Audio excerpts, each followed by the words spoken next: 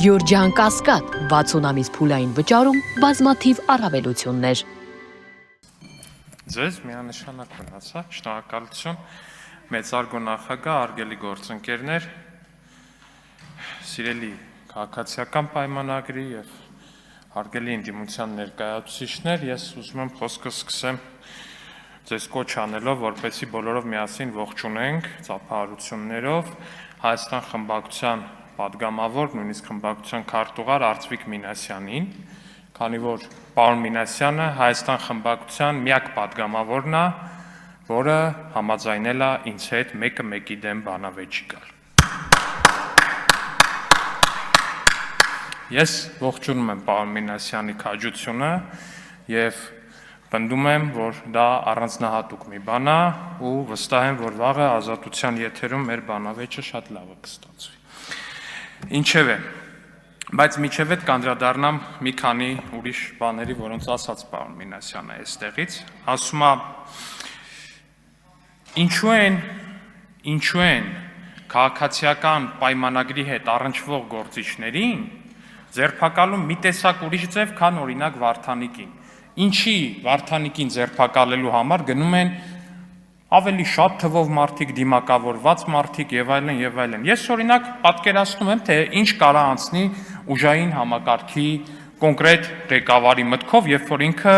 կոնկրետ խումբ է ուղարկում Վարդանիկին ձերբակալելու եւ կոնկրետ խումբեր ուղարկում օրինակ էկոնոմիկայի նախարարությունում, երբ որ Վահան Քերոբյանը նախարար էր, այնտեղ խուզարկություն անելու։ Իմ համար լրիվ ակնհայտ է, որ Վարդանիկին ու նրա հետ կապված ամբողջ պատմությունը, երևի տենց տասնյակի հասնող նրա կլանի հետ կապված սպանություններ, տարատեսակ դանակահարություններ, մարդկանց կողոպուտ, մարդկանց գողություն ընդհուպ, միջև այդ ամեն ինչը, երբ որ դնում հակադրում ես օրինակ էկոնոմիկայի նախարարությունում անցկացվելիք խուզարկության հետ, երբ որ այնտեղ նախարարը Վահան Քերոբյանն ուղղակի անհամեմատելի է ու ցանկացած իրան հարգող համաշխարհային ցանկացած մի երկրից օրինակ վերցրեք, ցանկացած մի ուժային կառույցի ղեկավար ուղղակի կարա նայ, ասի Վարդանիկին Վարդանիկի կաբինետը խուզարկելուց ու կամ էկոնոմիկայի նախարարություն գնալուց արդյոք նույն մակարդակի պատրաստվածությունն է պետք, թե ոչ, լրիվ ակնհայտ է։ Այս հարցի պատասխանը գերակնհայտ է, ժողովուրդ ջան, ինձ չեք հավատում, Մարտուն Գրիգորյանից հարցրեք։ Ձեր գործընկեր ընդդիմադիր պատգամավորը տարիներ շարունակ պնդել է, որ Վարդանիկի կլանը սպանել է իր մերձավորներին։ Իհարկե հետո գնացել նրան ընտրել է քաղաքապետ, ինչևէ։ Ասում է պարոն Մինասյանը, ասում է, հա, դե կոչ եմ անում ձեզ հրապարակեք բոլոր գործակալների անունները Սովետական միության օրոք ովքեր են։ Ֆանտաստիկ է։ Այնց մեծ սիրով կհրապարակեի ես պարոն Մինասյան, բայց միթե դուք լինելով ըստ պարոն Կալուգինի դաշնակցության, որը ըստ պարոն Կալուգինի KGB-ի կողմից վերբովկա եղած կուսակցություն է, այդ կուսակցության անդամ լավ չգիտեք, որ երբ որ դուք եղել եք իշխանություն Հայաստանի Հանրապետությունում, ինչ է տեղի ունեցել այդ գործակալական ցանցերի արխիվների հետ։ Միթե չգիտեք, պարոն Մինասյան։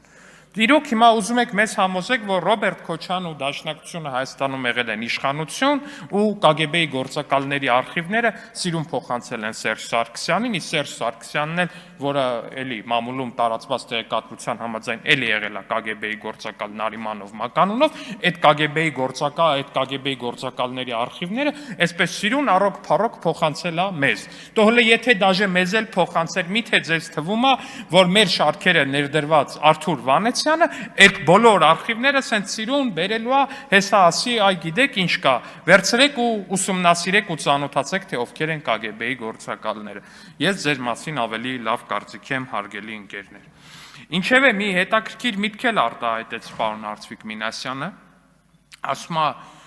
դուք մեջբերելով կոնկրետ տարիներ առաջ տեղի ունեցող մի դրվագ, փորձում եք անվանարկել մեր տեխնացուին։ Իրանց տեխնացուն հիշեցնեմ Քոչարյանական դաշնակցության տեխնացուն վաղարշապատի ընտրություններում մի մարդ է, որը ունի Սաքուլիկ Մականունը, որը ինքը վաստակել է իր հալալ քրտինքով։ Ինչպես բացատրեմ ձեզ։ Մարդը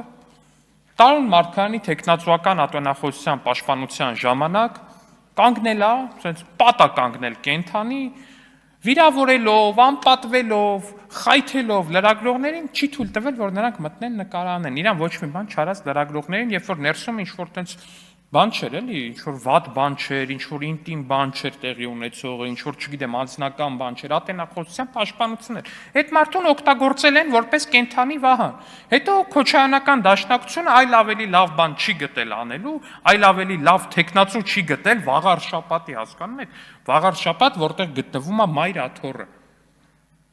Ավելի լավ տեխնացու չի գտել վաղար շաբաթի ընտրություններում առաջադրելու համար, առաջադրելա Սաքուլիկ Մականով այդ երիտասարդին, որի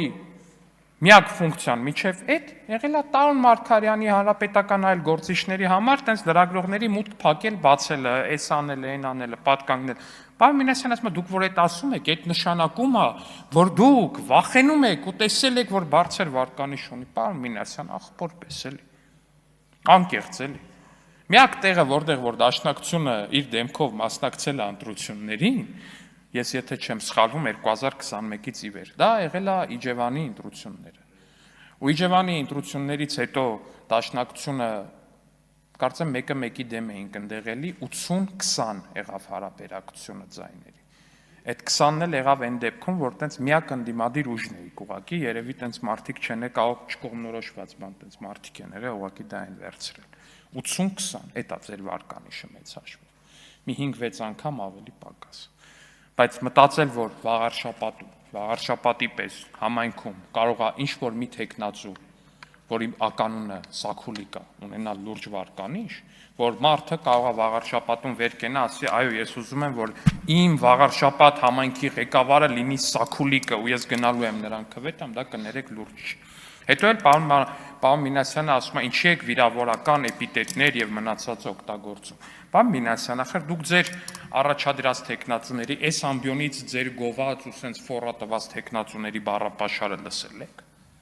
Օրինակ լսել եք, որ Արթուր Վանեցյանի տեխնացուն այդ ընտրություններում օրինակ ինչ քարոզարշավային բառապաշարա փորձում օգտագործի։